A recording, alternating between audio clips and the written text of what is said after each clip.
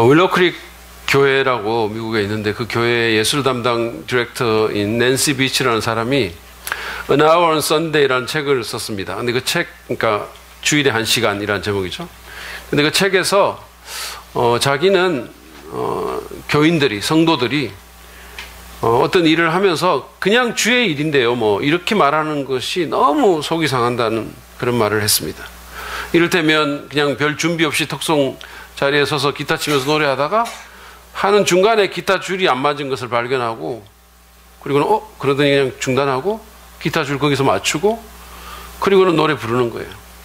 그러면 왜 그랬냐고 얘기를 하면 그냥 교회 일이잖아요, 이렇게 얘기한다는 거예요. 낸시 비치는 이런 태도에 대해서 눈물이 날 정도로 마음이 아프다고 얘기했습니다. 어떻게 그냥 교회 일이라고 말할 수 있냐는 겁니다. 우리를 사랑해서 자기 아들을 희생한 그 엄청난 대가를 지불하고 세운 교회인데 어떻게 그냥 교회 일이라고 그렇게 말할 수 있냐는 겁니다. 온 우주에서 가장 존귀하신, 가장 높으신 하나님을 섬기는 일인데, 예수 안 믿는 사람이면 또 괜찮겠지만 예수 믿는다는 사람이 어떻게 어깨를 들썩이면서 그냥 교회 일이라고 그렇게 말할 수 있냐는 겁니다. 여러분, 교회는 그냥 종교 동아리 같은 그런 모임이 아닙니다. 우리는 그냥 여기 모여서 서로 종교적인 언어를 쓰면서 우리만이 아는 그런 문화 가운데 서로를 대하면서 나는 목사고 너는 집사고 뭐 이렇게 하면서 교회 놀이하고 있는 거 아닙니다. 교회는 높으신 하나님의 가치를 인정하고 그분을 예배하는 예배 공동체입니다. 또한 교회는 하나님의 그 일을 이 땅에서 수행하는 미션 공동체입니다. 만약에 하나님이 진짜 살아계시고 그리고 교회가 그 하나님의 일을 감당하는 그런 공동체라면, 그리고 그 일이 하나님의 나라를 세울 뿐만 아니라 사람들의 영원한 운명을 바꾸는 데 기여할 수 있다면 어떻게 우리가 그냥 교회 일이라고 아무 생각 없이 그렇게 임할 수 있냐는 겁니다. 만약에 교회가 하나님의 일을 감당하고 만약에 우리가 하는 일이 진짜 하나님의 일이라면 우리는 그 일이 어떤 것인지를 알고 그 일에 대한 것을 배워야 되고 어떻게 해야 될지, 어떤 태도를 배양해야 될지 반드시 생각해야 됩니다. 여기 계시는 많은 분들이 이미 지금 다양한 영역에서 봉사하고 계십니다. 찬양사역, 교사, 목자, 양육, 이끄미, 주차, 다양한 영역에서 요리, 사진, 전도, 운행, 온갖 영역에서 봉사를 하십니다. 근데 여러분, 이 모든 것들은 우리가 비록 우리끼리 모여서 이 일을 하고 있을지는 모르겠지만 궁극적으로는 하나님에 대한 봉사입니다. 이것은 하나님 나라를 세우는 일입니다. 다시 말해서 우리는 다 하나님의 일을 하고 있다는 말씀입니다. 설사 개인적으로 아직 어떤 일에 참여하지 않는다 할지라도 우리는 공동체적으로 다 하나님의 일을 합니다. 이럴테면 우리가 함께 모여 예배하고 함께 기도하고 함께 헌금해서 선교사를 후원하고 그리고 함께 예배당을 짓는 이런 일들은 다 우리 모두가 참여하는 하나님의 일이라고 말할 수가 있습니다. 우리는 어떻게 그 일을 감당하고 있습니까?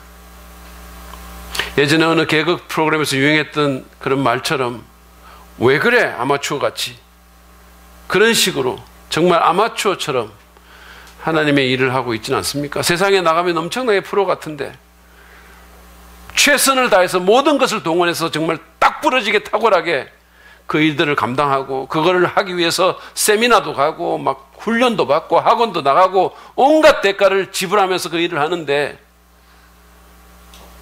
교회에 오면 그냥 아마추어처럼 하나님 일을 너무 함부로 하고 있지는 않습니까?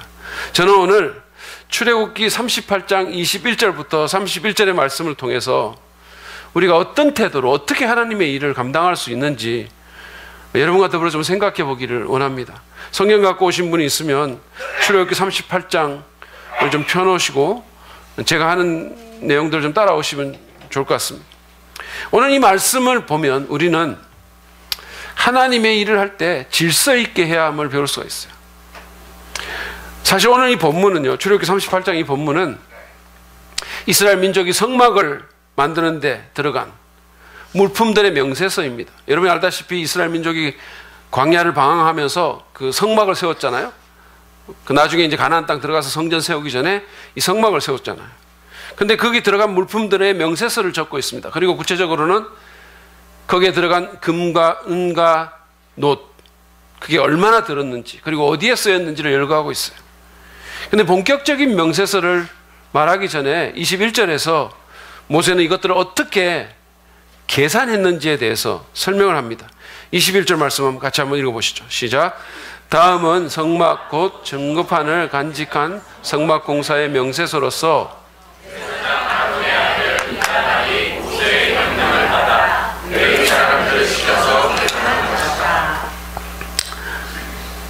제사장 아론의 아들 이다말이 모세의 명령을 받아서 레위 사람들을 시켜서 이 모든 것을 계산했다라고 얘기를 합니다. 그리고는 그 모든 것을 만든 기술자 두 사람에 대해서 22절, 23절에서도 언급을 합니다. 이것도 같이 한번 읽어보시죠. 시작. 유다 지파 사람 훌의 손자이며 우리의 아들인 버살렐은 주님께서 모세에게 명하신 모든 것을 만들었다. 그를 도와서 함께 일한 단 지파 사람 아시막의 아들 오홀리압은 조각도 하고 도안도 그렸으며 청색 실과 자주색 실과 홍색 실과 가는 모시실로 술을 넣는 일도 하였다. 우리가 방금 읽었던 이 구절들을 보면요, 하나님의 일이 어떤 식으로 진행되는지를 우리가 알 수가 있습니다. 여러분 먼저 21절에 나온 그 성막 공사 물품 계산을 한번 보십시오. 모세가 이다말이라는 사람한테 책임을 맡깁니다. 그러면 그 이다말이라는 사람이 레위 사람들에게 또 위임을 해가지고 이 모든 것을 계산했다는 거예요. 그뿐만 아니라 성막을 만드는 일에도 하나님은 버살렐이라는 사람을 리더로 세웁니다. 그리고 오홀리압이라는 사람을 그의 동역자로, 조력자로 주셔서 함께 일하게 했어요. 그리고 다른 성경에 보면 이 사람들이, 이 버살렐과 오홀리압이라는 이 사람들이 다른 많은 사람들을 모집하고 그들을 훈련시켜서 함께 일을 하도록 갖추어 준 사실을 우리가 배울 수가 있는 겁니다. 여러분, 하나님은 질서의 하나님이십니다. 그분은 규모 없이 아무렇게나 그냥 그렇게 일하지 않습니다. 저는 예수님께서 오병이어의 기적을 일으키실 때 다 잘 아시죠, 그죠? 사람들을 50명씩 딱 이렇게 끊어서 앉게 하신 것에 대해서 굉장한 인상을 받았어요. 아마 남자 어른만 5,000명이었으니까 최소한 15,000명은 됐을 텐데, 근데 제가 이렇게 생각하면 어차피 기적을 베푸는 건데, 그렇잖아요. 어차피 기적인데 그냥 빵 확 던져가지고 확 그냥 퍼지게 해가지고 있는 자리에서 받아먹게 해도 되는데 50명씩 딱딱 앉히셨어요. 그리고 효율적으로 그것들이 배분될 수 있도록 그렇게 하셨습니다. 근데 그것보다 제가 더 좀 인상적이었던 것은 남은 것을, 먹고 남은 것을 강주리에 다 담아서 그것을 세었다는 거예요. 12강주리가 남았다고. 그거 어떻게 압니까? 그 많은 사람들이 먹은 거 다 걷어서 센 거예요. 그래서 제가 이걸 보면서 음식을 남도록 풍성히 한 것은 유영희 사모님을 닮았지만 그것을 모아서 정확하게 세는 것은 우리 집사람을 닮았다, 이런 생각이 들었어요. 예수님께서는 또한 죽음에서 부활하셨을 때도요, 그냥 왜 무슨 뱀이 허물 벗듯이 그냥 휙 나온 게 아니고 그 몸을 쌌던 그 수의들 있잖아요. 그거를 딱 개켜가지고 머리 쌌던 것은 한 곳에 또 따로 딱 그 수건을 개켜서 나왔다고 성경이 말하고 있어요. 저는 이 말씀의 은혜를 받아가지고 그래서 제 잠옷도 제가 딱 개켜가지고 한 곳에 딱 이렇게 놔둡니다. 사실은 뭐 이 나이에 그렇게 안 하면 또 집에서 어떤 화를 당할지 모르니까 안 할 수는 없죠. 근데 말씀의 은혜가 되는 거예요. 여러분, 제 포인트는 하나님이 체계적이고 질서 있게 일을 하신다는 겁니다. 하나님은 질서의 하나님이라는 거예요. 그래서 일을 할 때도 그분은 리더를 세우고 그의 책임 아래 그 일을 이루시는 거예요. 그 리더에게 동역자를 주시고 조력자를 주시고 실제로 일을 수행하는 일꾼들을 모집하게 하고 훈련시켜서 그래서 그것들이 효과적으로 진행되도록 그렇게 이끄신다는 거예요. 여러분, 하나님의 일은 질서 있게 되어야 됩니다. 그게 교회의 일이라고 그냥 은혜롭게 해, 아무렇게나 해, 그게 아니라는 거예요. 리더들은, 지도자들은 하나님 앞에서 그 책임을 정말로 무겁게 인식하고 정말로 자신이 이 일을 맡은 책임자라는 사실을, 모든 것은 내 책임이라는 생각하에 최선을 다해서 감당하고, 그리고 그 책임을 적절하게 위임하고 사람들을 적소에 배치하고 결과를 보고하게 하고 받아야 되는 거예요. 그리고 또 다른 사람들은 그 리더십을 존중하고 따르고 그 일들을 해야 되는 겁니다. 교회 일이라고 아무 질서도 없이 개통도 없이 그냥 이래서는 안 됩니다. 여러분, 은혜와 무질서는 같은 말이 아니에요. 제가 청년 때 다녔던 교회는 주보가 없었어요. 주보라는 게 아예 없었어요. 성령의 자유로운 역사를 따르겠다고 그렇게 했는데 사실은 거의 매번 똑같은 순서로 갔어요. 그게 없었지만, 다만 준비가 안 돼가지고 아슬아슬한 순간들이 참 많았습니다. 대표기도 하는데 그냥 목사님 계속 훑어보시는 거예요. 누구 시킬지 전부 눈 피하고, 그리고 특송하는 거 물어봐요. 특송 하시겠습니까? 그 자리에서 막 사람들 전부 서로 쳐다보고 눈 피하고, 그 순간이 얼마나 영원처럼 길게 느껴지는 순간이에요, 사실은. 그러면 어떤 사람이 또 자원해가지고 나오잖아요. 그러면 찬송가 펴가지고 반주자한테 또 갑니다. 거기서 또 서로 막 얘기해요, 모든 사람들 앞에서. 근데 그 일을 할 때마다 좀 자주 나오시는 분이 계셨는데, 어떤 자매님이 계셨는데, 불행하게도 이분이 노래를 못 하시는 거예요.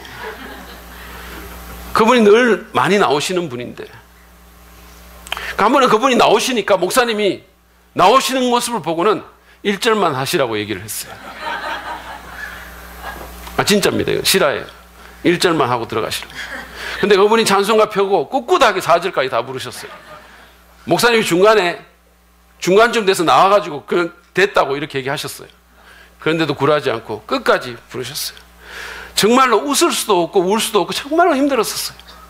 저는 이게 제게 트라우마가 돼가지고, 제가 제 목회 여정 동안에는 정말로 노래 못하는 사람 절대로 특송 안 시킨다, 굳은 결심을 했어요. 사실은 그러고 그게 성경적인 것도 맞는 거고요. 여러분, 노래 못한다고 하나님 안 들으신 거 아니지만, 하나님 기쁘게 받으시지만, 그러나 특송은 사역이잖아요. 은사에 맞게 사역해야 되는 거 아닙니까? 여러분, 하나님의 일일수록 더 질서 있고 규모 있게 이루어져야 됩니다. 하나님은 무정부주의자가 아니세요. 하나님은 무정부 상태를 용인한 적이 없습니다.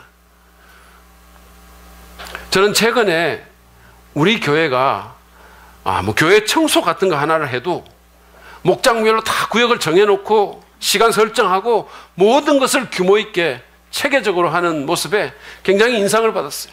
우리 윤성구 목사님이 너무나 체계적으로, 본인은 그렇게 체계적이지 않지만 하여튼 너무나 체계적으로 잘 이렇게 배치를 해가지고 너무 효율적으로 그 일들을 감당하는 걸 보고 굉장히 인상을 받았어요. 여러분, 우리가 앞으로 사역할 때, 저는 사실 굉장히 부족한 사람이에요. 이런 부분에서 제가 정말로 체계적인 부분, 질서 있는 부분에서 참 부족한데, 우리 모두가 정말 더 주님의 일에 마음을 쏟아서 정말 체계적이고 질서 있게 일하는 공동체가 되도록 함께 힘써 봅시다. 무엇보다 서로 존중하고 소통하는 가운데 정말 목장이면 목자, 각 부서면 부서의 사역자들, 책임자들, 팀이면 팀장들의 리더십을 존중하고 따라가고 정말 그렇게 해서 함께 일하는 우리가 되기를 바랍니다. 그럴 때 하나님께서도 영광 받으시고, 그럴 때 정말 일이 효율적으로 이루어지고, 그럴 때 우리 모두가 덕세움을 받게 될 것입니다. 그럴 때 이 세상에 있는 많은 사람들에게도 복이 흘러가게 되는 겁니다. 오늘 이 말씀은 우리가 하나님의 일을 질서 있게 해야 함을 가르쳐줘요.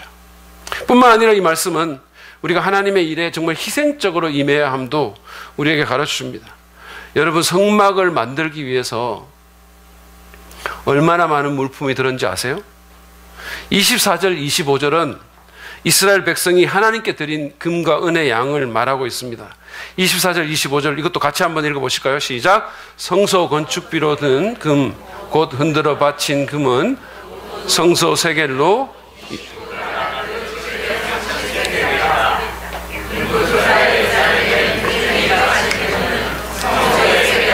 100달란트 1775세겔이다.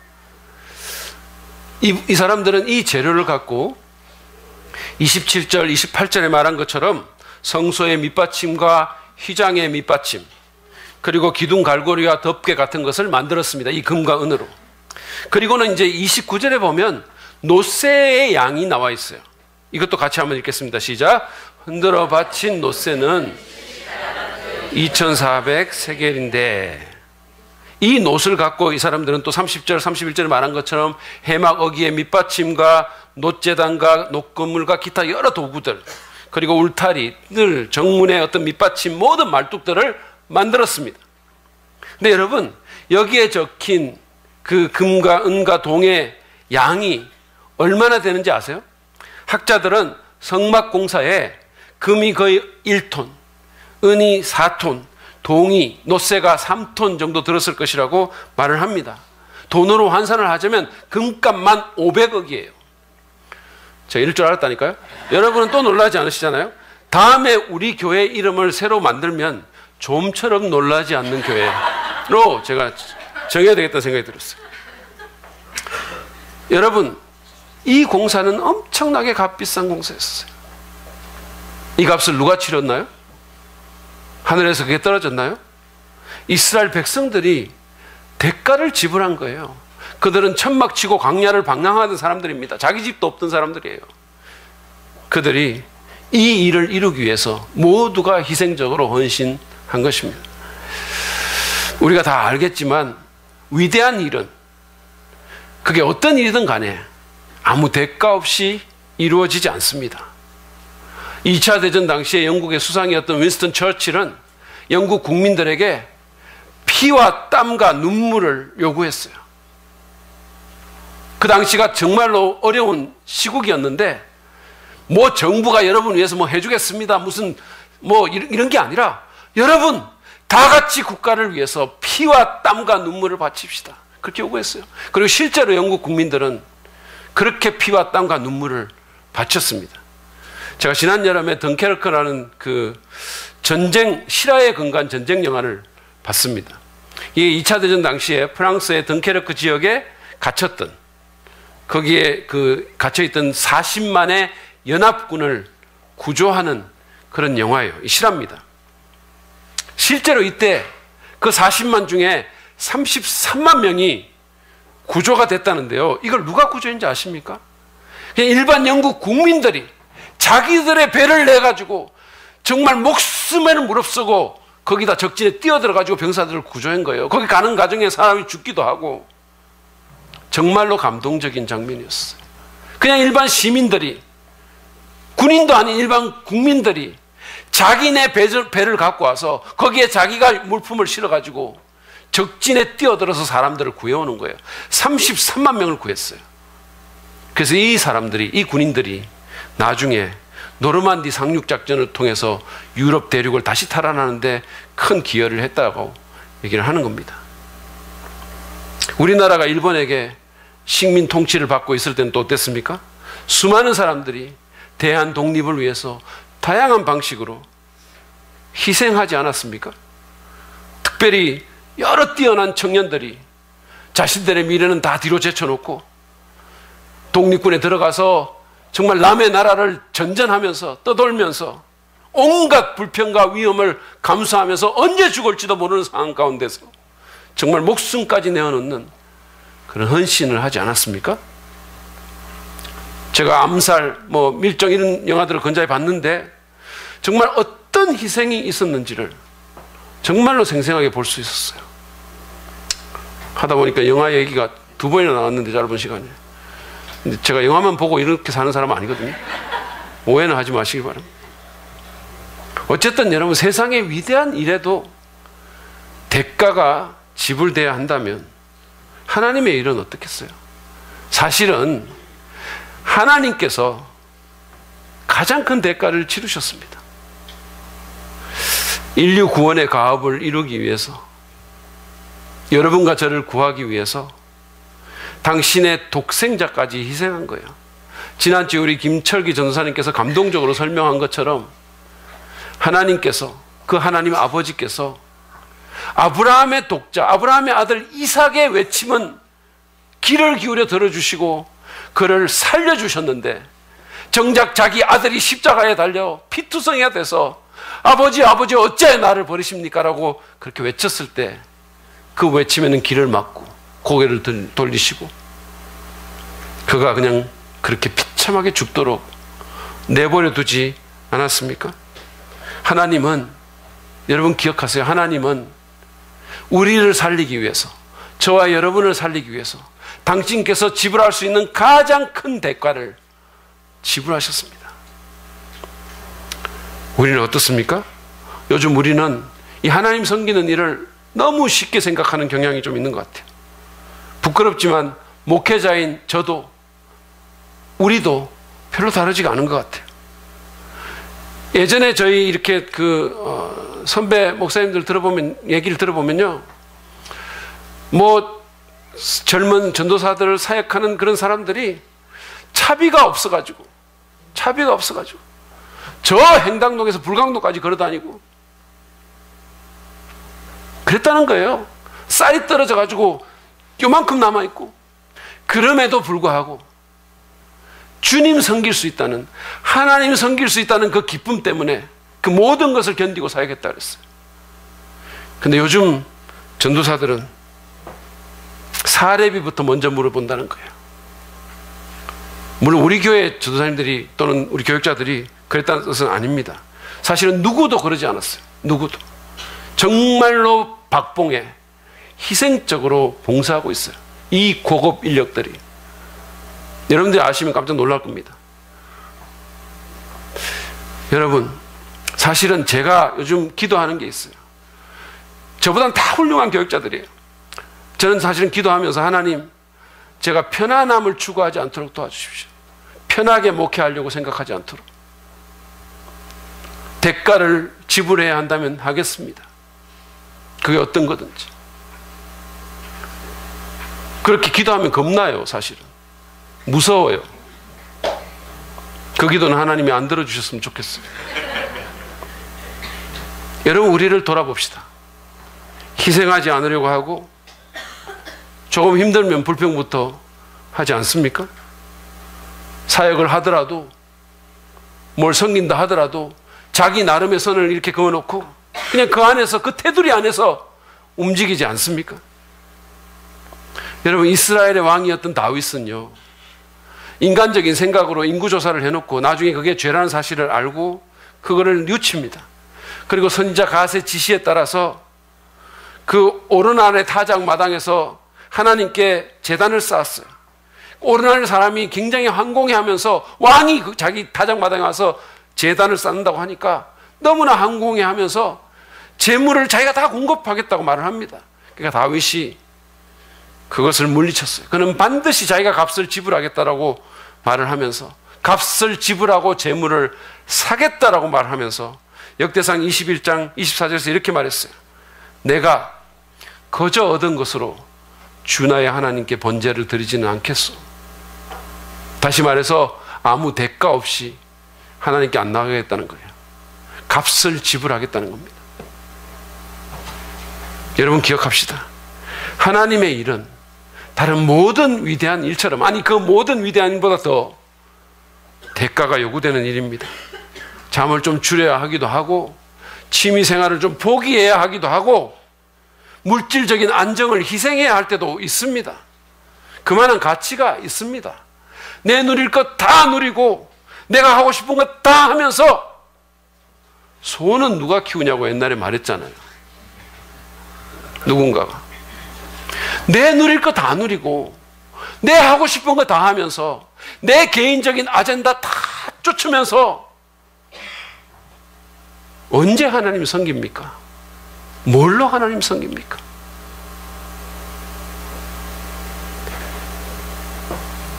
그렇게 하면서 하나님 나라의 위대한 일을 이룰 수는 없는 법입니다.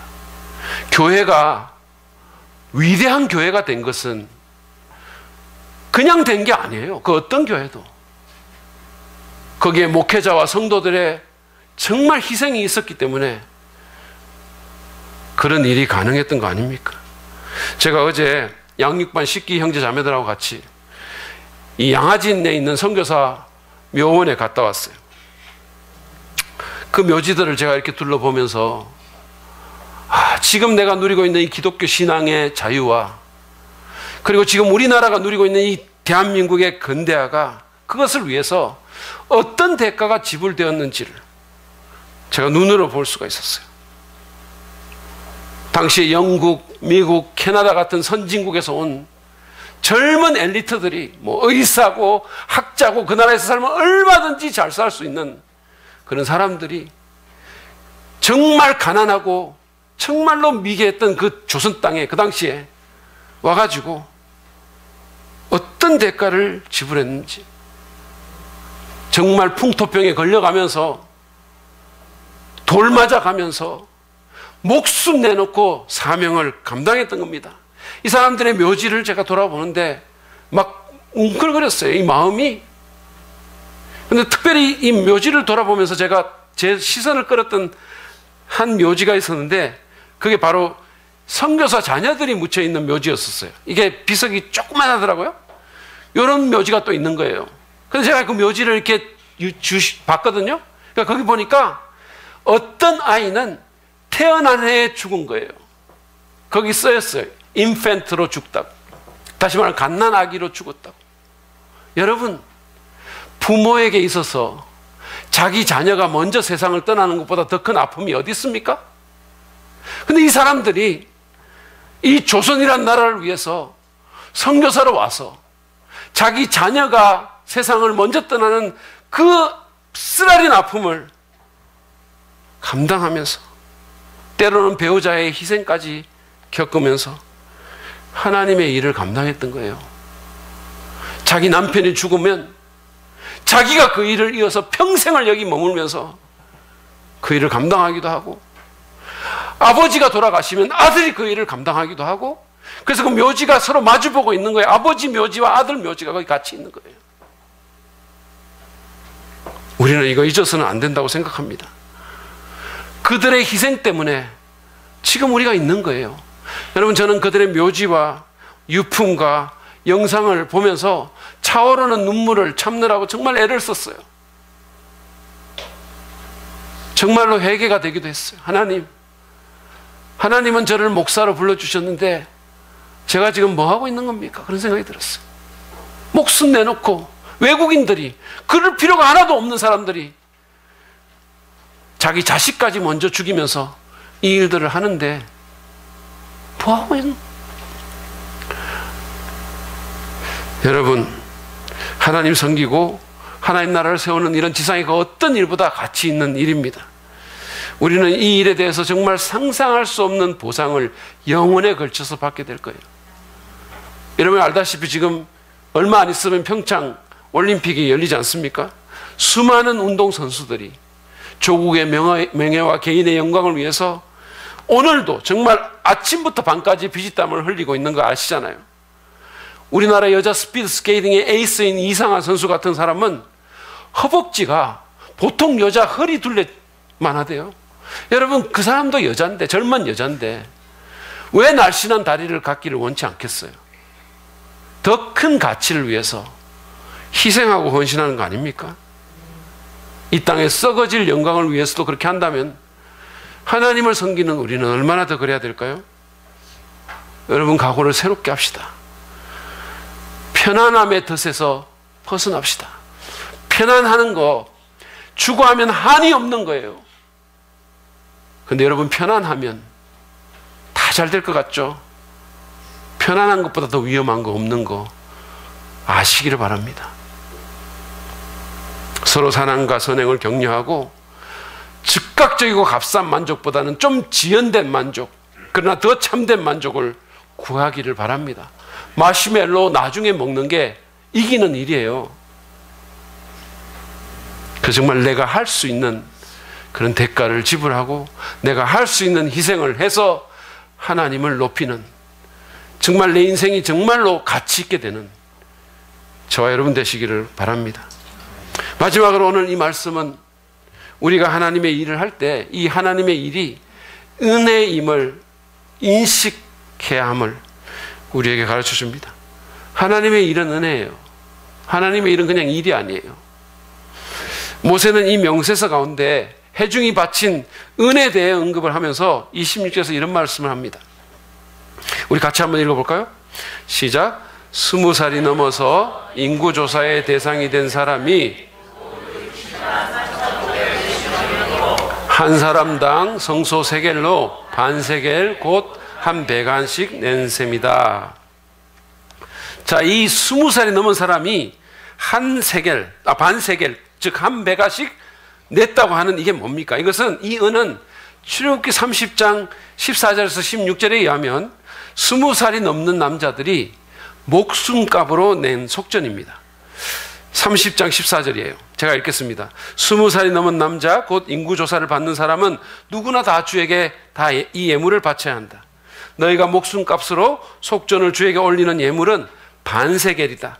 부자라고 해서 이보다 더 많이 내거나 가난한 사람이라고 해서 이보다 덜 내는 일이 없도록 하여라. 너는 이스라엘 자손에게서 속전을 받아 해막 비용으로 쓸 수 있게 내주어라. 나 주는 이것을 너희 목숨값의 속전으로 여기고 너희 이스라엘 자손을 기억하여서 지켜줄 것이다. 이게 무슨 말일까요?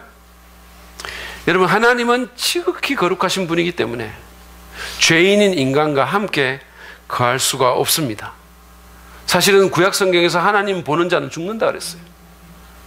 하나님은 지극히 거룩하고 지극히 깨끗하신 분이기 때문에 온갖 죄로 오염되어 있는 인간과 함께 거할 수가 없는 거예요. 어떻게 온갖 죄의 때가 묻은 영혼이 오염된 그런 인간이 하나님과 함께 그 임재 가운데 버젓이 살아있을 수 있습니까?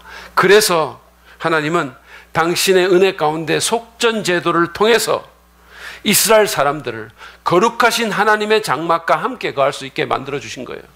왜냐하면 이스라엘 민족이 가는 곳마다 하나님의 성막이 세워졌잖아요. 그것은 하나님의 임재를 상징하는 것이고 그들이 그 하나님의 임재 가운데 살아있기 위해서는 속전이 필요했다는 거예요. 그런데 이 속전은요, 궁극적으로 우리의 속전이 되신 어린 양 예수 그리스도를 상징하는 것입니다. 하나님은 은혜로 속전을 통해서 이스라엘 민족을 살려주셨고 하나님은 또한 은혜로 우리의 속전 되신 그리스도 예수 안에서 구원해 주시고 살려주신 거예요. 그래서 주님을 섬기게 해주신 겁니다. 오래전에 나온 영화 중에 라이언 일병 구하기라는 영화가 있었는데 오늘 제가 왜 이렇게 영화 얘기를 많이 할까요? 근데 하여튼 그 영화를 보면 2차 대전 때 미국 정부가 아들 4명이 참전을 해가지고 그 중에 3명이 죽은 라이언가를 돌아봐서 하나 남은 그 라이언 일병, 제임스 라이언이라는 그 일병을 구해주기로 결정을 합니다. 그래가지고 밀러데이를 파송을 합니다. 밀러데이가 이끄는 소대를 파송을 해서 적진에 그들을 보내가지고 이 일병 하나를 구해와요. 그 과정 가운데 많은 사람이 죽고 여러 사람이 죽고 다칩니다. 이 영화를 보면 마지막에 나이가 많이 든 이 라이언 일병이 밀러데이의 묘소 앞에 서서 눈물을 흘리며 당신의 그 희생에 부끄럽지 않게 살려고 평생 동안 노력했다고 얘기를 해요. 당신의 그 희생에 부끄럽지 않게 살려고 애를 썼습니다. 은혜가 그의 삶을 이끈 겁니다. 여러분 생각해 보십시오.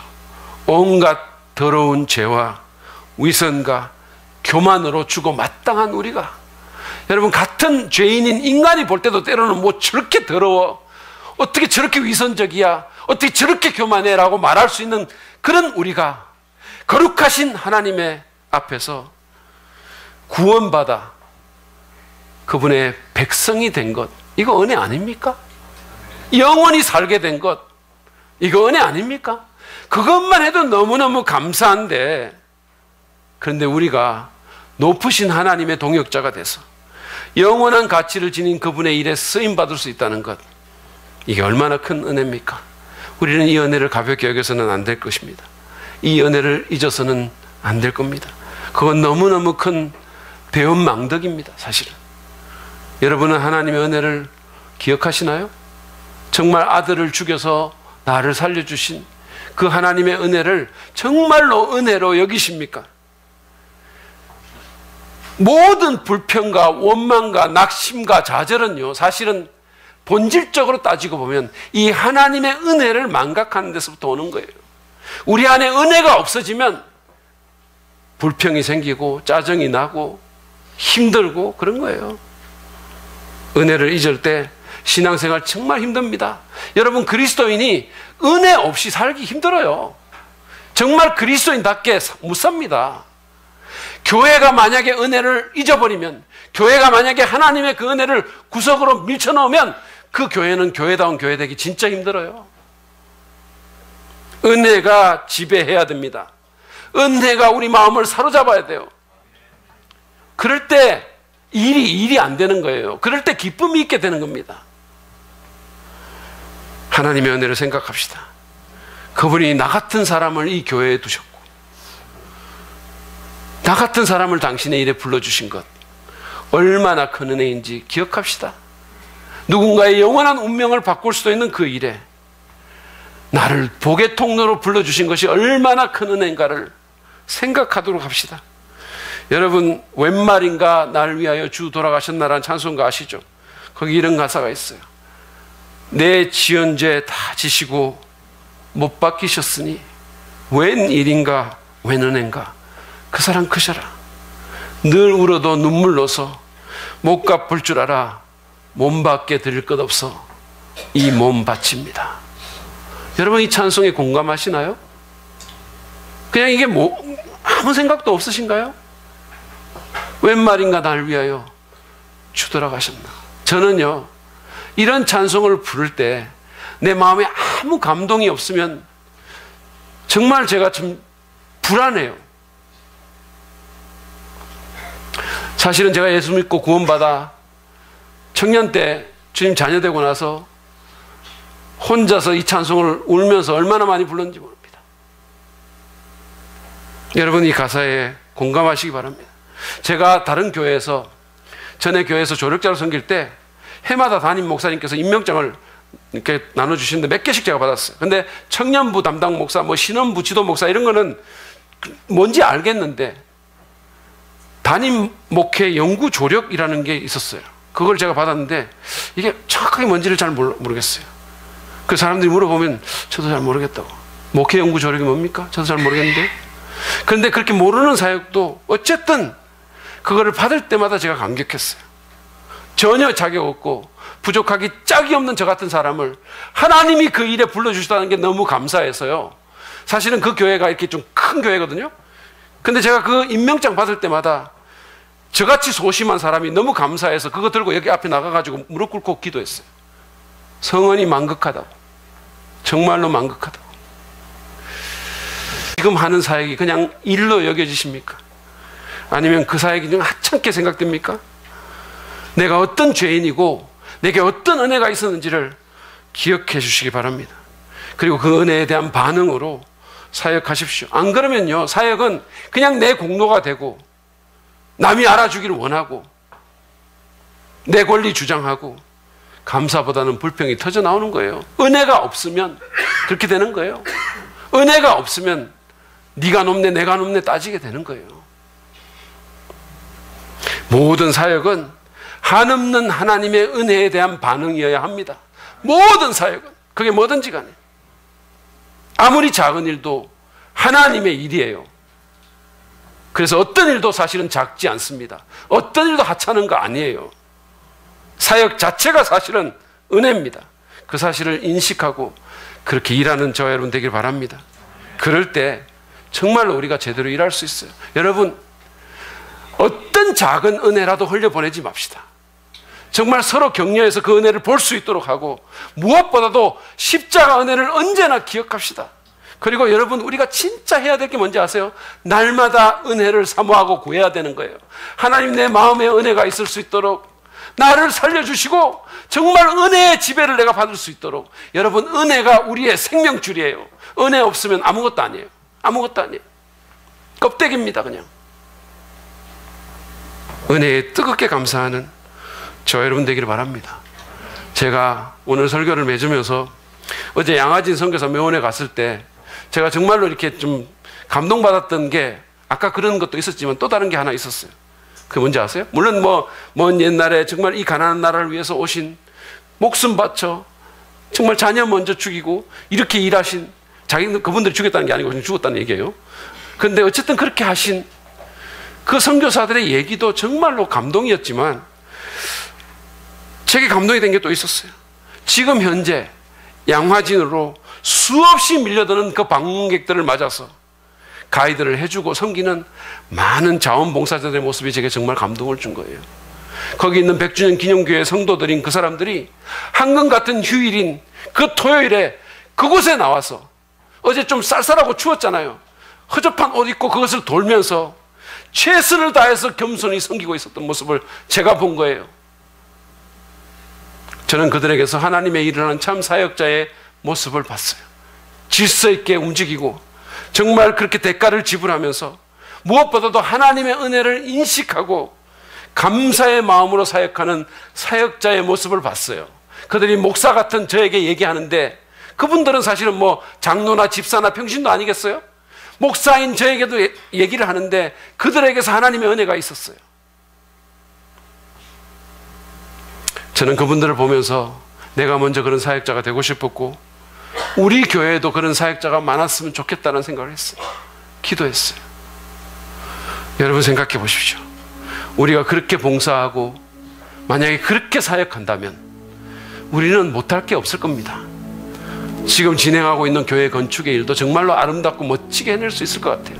정말 우리가 하나님 은혜에 감격해서, 정말 우리가 한 마음이 돼서 주님 앞에 정말 나를 드리면서 일한다면 못할 게 뭐가 있겠어요.